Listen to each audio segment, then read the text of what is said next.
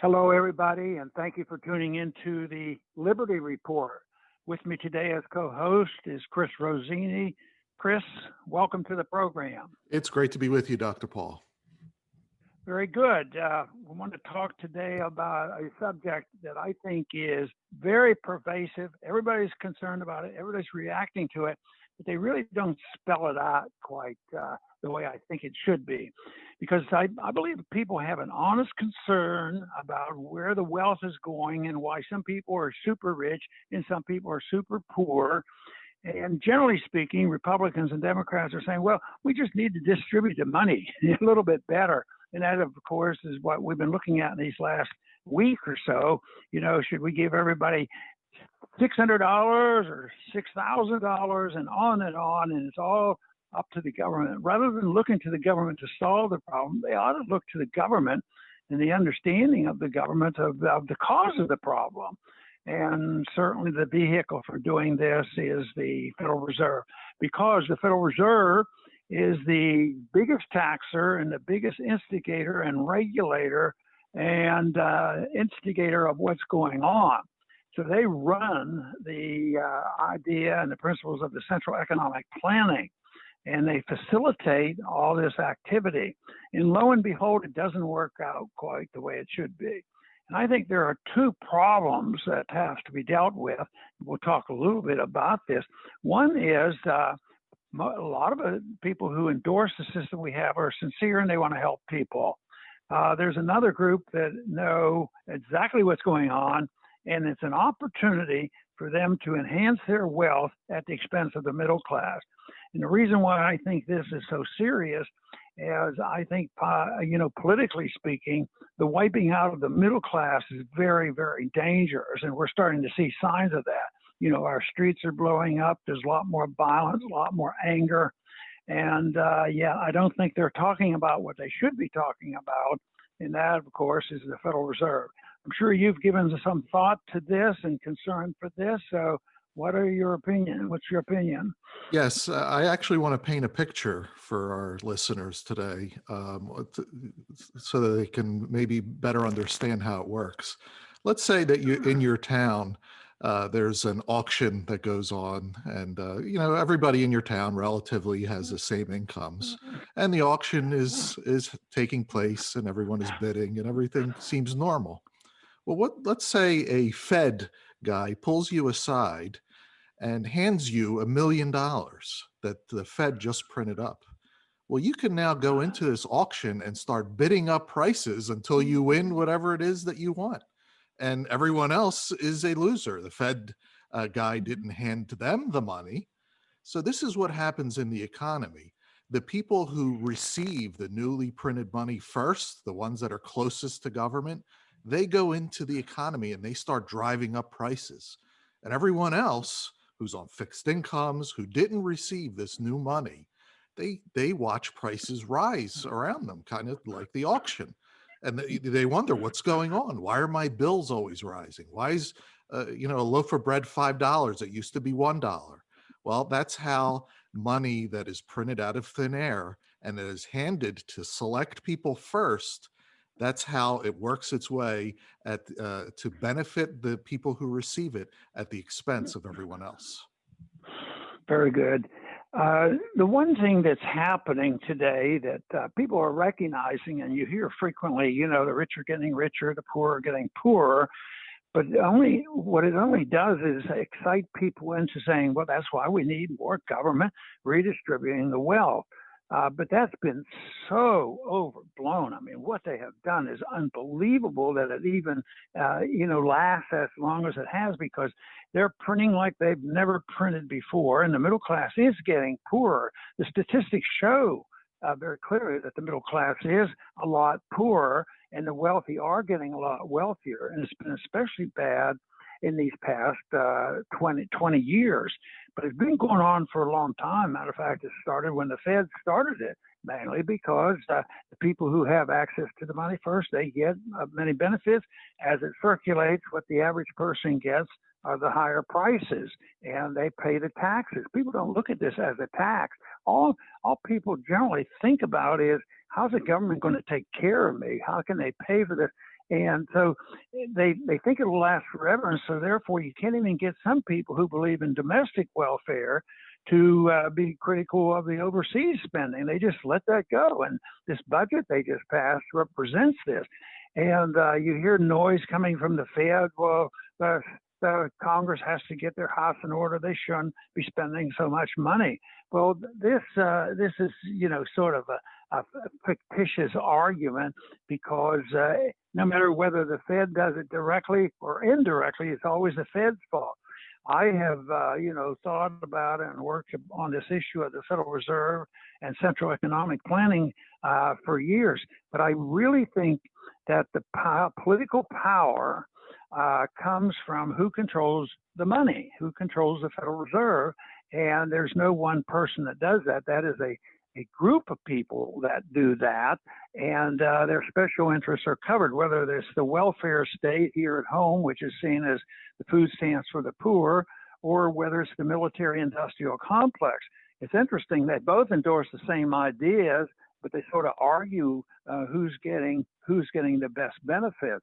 And that's why I think this violence is going to get much worse. And people, the socialists are getting pretty bold because the disruption in our communities are so great that people are thinking about it.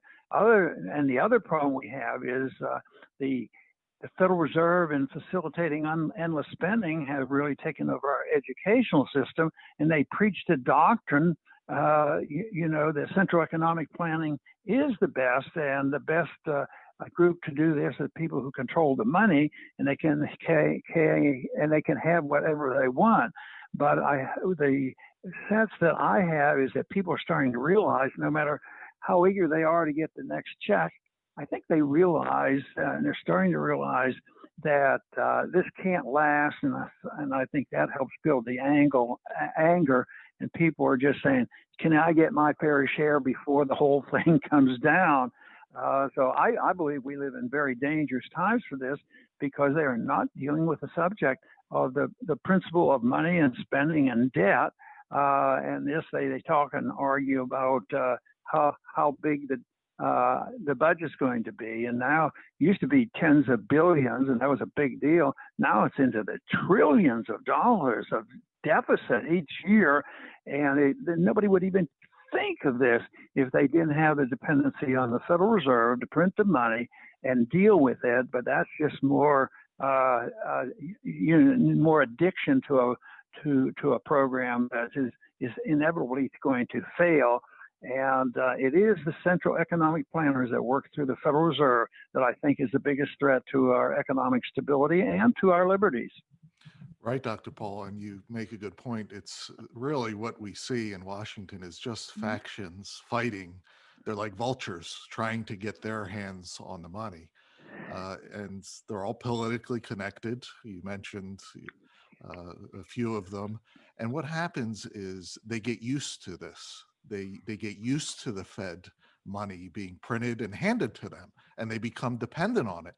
And that's why we always see the same story: Wall Street bailout, military industrial complex. It just goes round and round, and they start to believe that this is reality, that this is the way it is, and this is the way it should be. And they have no understanding or feeling of the pain for the average person that pays for this. They don't know what it's like to constantly downgrade their standard of living because there's not enough money at the end of the month because prices are rising. They are totally detached from the regular people. And the only thing that they think about with the regular people is to just convince them that we have to just keep doing this. That, like you mentioned, $1 trillion spending, $2 trillion spending. Just throw a few couple $100 to the public to keep them happy, and the trillions, the rest of it, will go to us. And you get that $600 check. But what if over time that $600 ends up costing you $6,000? So it's a very bad system that it's the few that feed off the many, and the Fed is at the center of it. And there's all these government programs. None of them do well. Whether it's It's the facilitation of financing the educational system, which is in shambles, whether it's just welfare in general or the military-industrial complex. But the thing that bothers me really the most, it really enhances the opportunity for the warmongers and the profiteers to start wars and precipitate wars and bomb people and put sanctions on all this economic planning, and they figure the Fed will stand behind them. But that's what I think is, coming to an end. And the only thing that's holding it together still is, almost an abnormal dependency and trust in the stability of the dollar. Of course, the dollar is not quite as stable as it was before, but it's had its ups and downs. But there are some dire predictions which people should pay attention to, and that is maybe in 3, 4, or 5 years, a country like China or somebody else might come along and usurp the authority of being the issuer of the reserve currency. Now, that would be a really, really big deal. And one thing people have to realize, if a country or an individual, for that matter, or a business, if they live way beyond their means, there has to be an adjustment. They have to live beneath their means in order to get back to square one and get busy again and produce. Well, we have been forced to do that yet, but that's what will happen if we lose a reserve currency status.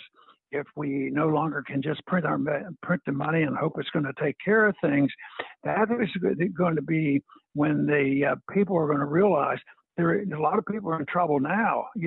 More than half of the country, the middle class, that's a big deal going on. Middle class is being wiped out. It's going to be a lot worse than that. There will be always the elite who will be able to escape it, most likely, even though sometimes when this type of a problem gets out of hand, whether it's under radical fascism or communism, only the political power mongers control this, but not the elite wealthy people. So how it works out is unknown. The thing that has to be challenged is central economic planning with the use of the Federal Reserve to control the economy and control the social aspect and look at the social controls that we've had with fighting the virus. And this is all in challenging the whole concept of liberty and the giving up of the trust in liberty and people taking care of themselves. And it's been turned around that if you don't support all this, if you don't support the war, you're not patriotic. If you don't support masks, for coronavirus, you're not patriotic. You're out to kill people, and they won't look at it objectively. But I think the numbers are growing of people looking at this, and that is certainly our goal, is try to get as many people as possible to look at how sound money, how important it is, and why that would restrain government. And without restraining the money machine, I think it's going to be very difficult to restrain the politicians. That's right, Dr. Paul. I'll finish up by continuing that thought. We have a government that is unrestrained financially. The only thing that can stop it is the laws of supply and demand, which always stop this kind of nonsense. This is only 100 years old, which is a spit in the bucket when you consider the whole of monetary history. And money it developed in the free marketplace, and that's where it belongs. And for thousands and thousands of years, gold has been money, and it's the simple reason it has a lot of great characteristics is because it can't be counterfeited.